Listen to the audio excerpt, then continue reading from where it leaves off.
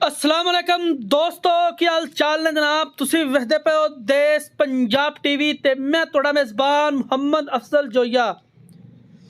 दोस्तों सब तो पहले अपने चैनल नू करो सबसक्राइब, बैल आइकन का बटन दबाओ ताकि साड़ी लेटेस्ट और बेहतरीन वीडियो तुहाडे तक बसानी पहुँच सके और तुसी ये वीडियो देखो सब तो पहले।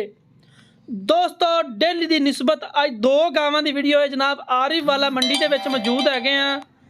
आरिफ वाला मंडी के जनाब एक गावां खड़ियां ने 56 किलो दुध की इन्हां दी रिकॉर्ड है जनाब। 56 किलो दुध का इन्हां दा रिकॉर्ड है जनाब। गां नंबर 1 कैमरे की नज़र है और वीरां भरावां दे सामने दी वच्छी पई हुई है। बड़ी ही खूबसूरत गां है जनाब। गां नंबर 1 कैमरे की नज़र और वीरां दे सामने सोहना मुठ पर थण और चंगा आर्डर क्वालिटी माशाल्लाह और बड़ी ही खूबसूरत गाय है जनाब। सिर तो कोनी है, लाखा रंग है, बड़ा खूबसूरत प्योर इंपोर्टेड है जनाब। 56 किलो दुध की इनकी पूरी मुकम्मल तौर पर गारंटी है इस गां की। और ये जनाब वीरां भरावां दे सामने कैमरे की नज़र है। इंशाल्लाह अपने वीरां की नज़र की है गां। यह गां नंबर 2 है, ताज़ा सूई है, जेर हले नहीं पाई। बौला इन्दा कढ़ लिया है क्योंकि टुरन फिरन तो तंग हैगी सी, बौला कढ़िया होया जनाब।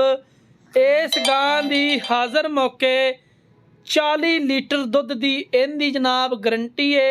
ये आरिफ वाला मंडी के विच मौजूद है ने दोवें गावां। नियाब तोहफे ने जनाब वीरां भरावां दी नज़र।